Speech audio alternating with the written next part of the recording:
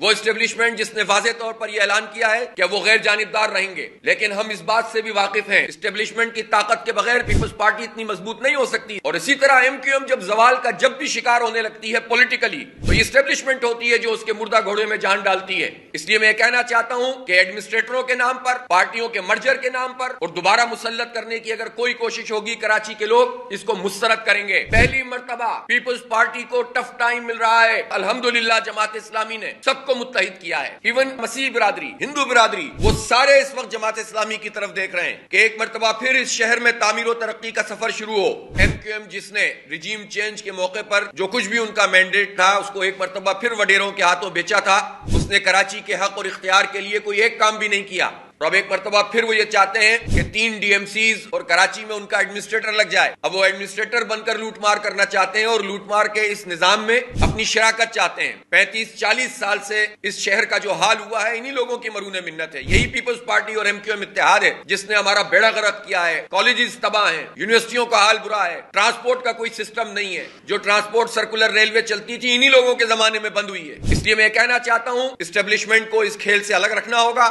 اور ان کو اپنی پوزیشن کو واضح بھی کرنا ہوگا۔